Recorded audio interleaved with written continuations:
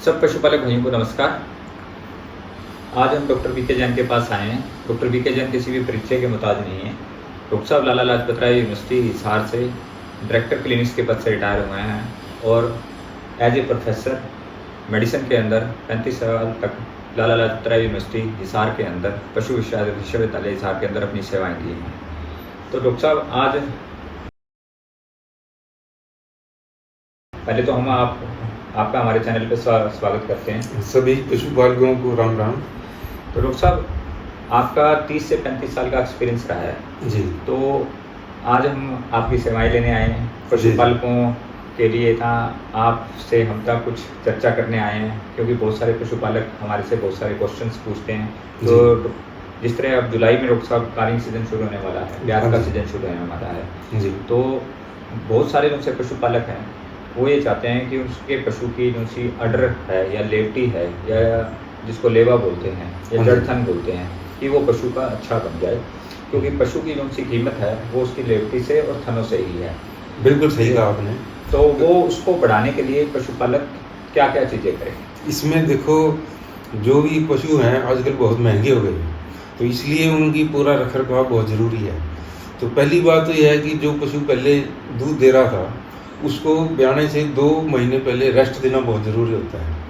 अगर वो अभी भी दूध देता रहेगा और दूध देता देता ब्याह जाएगा तो अगली बार वो दूध जो है उतनी भरपूर क्षमता से नहीं दे पाएगा। जो उसको सुखाया जाता है 2 महीने पहले रेस्ट देने के लिए सुखाया जाता है, टल जाती है, तो उसमें थनों की हमें देखभाल ज़रूरी है। उसमें अगर कोई छिछड़े आ रहे हैं, दूध में खराबी है, रंग में खराबी है, स्वाद में खराबी है, तो वो जो सा लक्षण आते हैं, दूध में छिछड़े आ गए, कई बार दूध में खट्टापन आ जाता है, चरचरापन आ जाता है, चीख वगैरह आ जाती है, कई बार खून आना भी शुरू हो जाता है या डिस्प्लास सिरम आ जाता है, तो वो थनैला बीमारी हो जाती है। डॉक्टर साहब थनैला बीमारी है तो उसका वो पूरा इलाज करना उसी समय जरूरी है।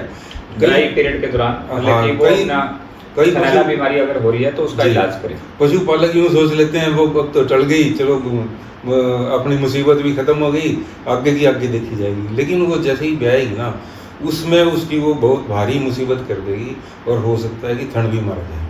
तो इसका मतलब कि आप कह रहे हो कि अगर उसने ड्राई पीरियड के दौरान थनैला रोग का अगर अच्छी तरह से ट्रीटमेंट नहीं किया तो ब्याने के बाद पशु को थनैला रोग होने की संभावना ज़्यादा है, बहुत ज़्यादा है।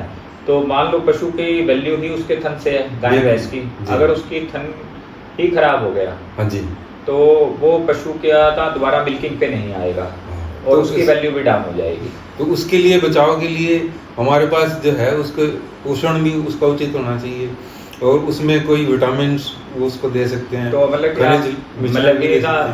हम उसको मल्टी विटामिन दें। बिल्कुल, विटामिन एच आता है जो कि पशुओं के उत्तकों के लिए अच्छा है, उसके खुरों के लिए भी अच्छा है तो और साथ में लेवटी की मशीनरी के लिए भी अच्छा है। मतलब कि लेवटी के अंदर कौन सा ग्रुप ऑफ सेल्स होते हैं जो कोशिकाएं होती हैं जो दूध का निर्माण करती हैं जी, तो उनके संख्या को वो बढ़ाएगा। दूध की जो सी फैक्ट्री है बिल्कुल जो ये रेस्ट पीरियड होता है इस समय जो है उसकी संख्या जो दूध बनाने वाले उत्तक हैं, दूध बनाने वाले मशीनरी है, उसके सेल की संख्या बढ़ती है। अच्छा, तो और पशुपालक क्या क्या करें डॉक्टर साहब? मान लो कई पशुपालक क्या करते हैं कि ता वो लास्ट ट्राइमेस्टर के अंदर जो लास्ट के 3 महीने होते हैं उसमें ता वो पशु को बहुत ज़्यादा खल बिनोड़ा या प्रोटीन रिच डाइट देते हैं ताकि ता उसकी लेवटी अच्छी बन जाए, लेकिन कई बार उसका ता फायदा होने की बजाय नुकसान होता है। तो उन सबको मतलब कि उसको एक बैलेंस रखना चाहिए फीड के अंदर या नहीं रखना चाहिए? इसमें देखो, खिलाने का पशु को खिलाने का रोज का काफ़ी खर्चा हो जाता है। तो लेवा बनाने के लिए आधा किलो अनाज शुरू किया जाता है पशु के ब्याने के 2-1 महीने, अंदाजन 2 महीने पहले, जो आधा किलो से शुरू करके बढ़ाते बढ़ाते ये पशु के ब्याने तक 2 किलो तक ये अनाज ले जाते हैं। लेकिन जो ज़्यादा हम खल बिनोला देंगे तो उससे पशु के शरीर पर भार को हाजमा बढ़ाने के लिए हम कहते हैं कि जैसे तूड़ा है, अनाज है या खल बिनोले हैं, उसके लिए ईस्ट का चूर्ण आता है, वो 10 ग्राम हम सुबह शाम अगर उसको दें 4-5 दिन के लिए तो उसका हाजमा बढ़ जाएगा।